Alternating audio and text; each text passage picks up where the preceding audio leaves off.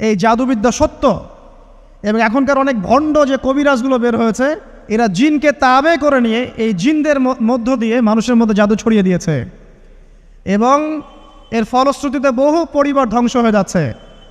এই জাদুবিদ্যা সত্য।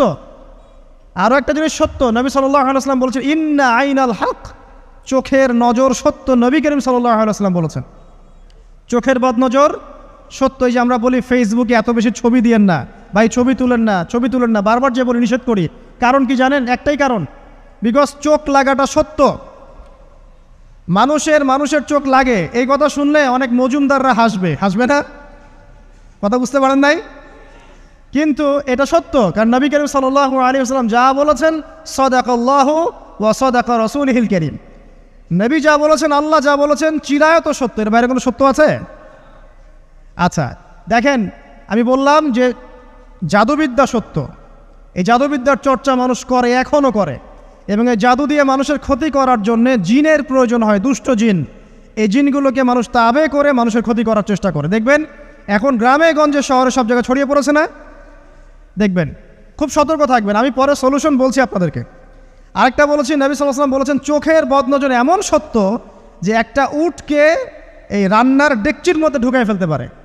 আর একটা উট খুব সুন্দর ভালো, আপনি দেখছেন মাশাআল্লাহ বলেন নাই, নজর লেগেছে, উটটা মারা গেছে দেন, তারপর তাকে জবাই করে খেয়ে ফেলতে হয়েছে। একজন সাহাবী গোসল করছিলেন, গোসল, এটা হাদিস সহিহ, এই যে আলেম ওলামা যারা আছেন তারা জানেন যে এই হাদিস সহিহ। একজন সাহাবী গোসল করছেন, তার গায়ের চামড়াটা খুব সুন্দর ছিল, একদম স্কিনটা অনেক সুন্দর থাকে না এমন কিছু মানুষ? আচ্ছা, এখন আরেকজন সাহাবী এই গোসল দেখছেন দূর থেকে, দেখে বলছেন যে কি চমৎকার তার শরীরের রংটা, যেন কুমারী নারীর মতো, অনেকটা এমন একটা কথা তিনি বলেছিলেন। সাথে সাথে এই সাহাবী অজ্ঞান হয়ে পড়ে গেছে। কোন সাহাবী? যিনি গোসল করছিলেন। এখন এটার আপনি কোনো ব্যাখ্যা দিতে পারবেন না তো, এখানে কোনো সায়েন্স দিয়ে বা মেডিকেল সায়েন্স দিয়ে আপনি কোনো ব্যাখ্যা করতে পারবেন না। একটা ব্যাখ্যা দিতে পারেন, কিন্তু কেন সেটা হলো সেটা আপনি অ্যান্সার খুঁজে পাবেন না। তো নবী সাল্লাল্লাহু আলাইহি ওয়াসাল্লামের কাছে নিয়ে যাওয়া হলো তাকে। তিনি বললেন যে এই ব্যক্তির ব্যাপারে কি কেউ ভালো মন্দ কিছু বলেছিল? তখন একজন সাহাবী বললেন হ্যাঁ, অমুকে বলেছে এর স্কিনটা অনেক সুন্দর, তো ওকে ডেকে নিয়ে আসুন। ওকে ডেকে আনা হলো।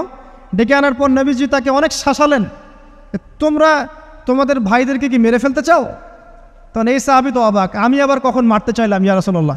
আমি তো মারতে চাই নাই, আমি তো খালি বলেছি যে তার গায়ের রংটা অনেক সুন্দর। তখন তিনি বললেন কেন তুমি সুবহানাল্লাহ বললে না, কেন তুমি মাশাআল্লাহ বললে না? যখন মাশাআল্লাহ বলবেন, সুবহানাল্লাহ বলবেন, নজরটা লাগবে না। আর যখন আপনি মাশাআল্লাহ বলবেন না, সুবহানাল্লাহ বলবেন না, দেখবেন নজর লেগে গেছে। আপনি বিশ্বাস করেন ব্যবসা খুব ভালো চলছে, মানুষ বলল যে বাহ তোর তো ব্যবসা হেভি, লালে লাল শাহজালাল, ঠিক আছে, দেখবেন আপনার কেনা বেচা বন্ধ হয়ে গেছে। এরকম হবে, আমার কথাটা বিশ্বাস করেন।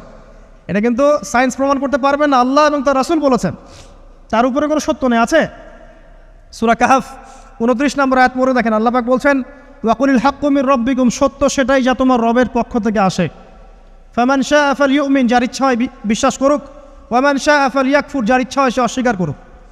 এই কারণে আমরা বলি ফেসবুকে এত বেশি ছবি দেওয়া, এই আই ওয়াশ করা, এই যে শোডাউন করা, হ্যাঁ ইসলামের কিছু কাজ করলেন একদম মানুষকে না দেখাইতে পারলে ঘুম হচ্ছে না, এগুলো বন্ধ করেন, এগুলো বন্ধ করে দেন আল্লাহর ওয়াস্তে। অফলাইনে কাজ করেন, নিজেকে গোপন করার চেষ্টা করেন। যত বেশি মানুষের কাছে নিজেকে এক্সপোজ করবেন, কাজের বরকত কমে যাবে, কাজের বরকত কমে যাবে, চোখ লাগবে, নজর লাগবে। এবং চোখ লাগা বদ নজরে বহু আলেম আস্তে আস্তে মাঠ থেকে মাইনাস হয়ে গেছে না? যায় নাই? এখন কি আলেমদের সংখ্যা বেশি না কম? যত দিন যাবে আলেমের সংখ্যা আরও কমে যাবে। নবীজি বলেছেন আলেমদের সংখ্যা কমতে থাকবে, মানুষ জাহেলদেরকে আলেম বানিয়ে নেবে। তো প্রিয় ভাইরা, জাদুবিদ্যা সত্য, চোখের বদনজর সত্য, রাতের এই অনিষ্টগুলো সত্য, রাতের বেলা অনেক ক্ষতি আছে। এই জন্য নবীজি বলছেন বাচ্চাদেরকে বাইরে বের করো না, এবং তোমরাও রাত যখন গভীর হবে তখন এদিক ওদিক ঘোরাফেরা করো না। দেখবেন রাত যত গভীর হয় আমাদের শহরগুলো তত জীবিত হয়, তাই না? তাই না? রাত যত গভীর হচ্ছে শহর তত জীবিত হয়। চায়ের দোকানে আড্ডা বেশি, ওই সিনেমা দেখছে, টিভি দেখছে, ক্যারাম খেলছে, লুডো খেলছে, ঘুম নাই। ঘুম কখন? ফজরের আগে আগে। ফজরের নামাজ কিন্তু নাই, ফজরের ঠিক আগে আগে, আবার ওই যে জোহরের নামাজের সঙ্গে উঠতেছে।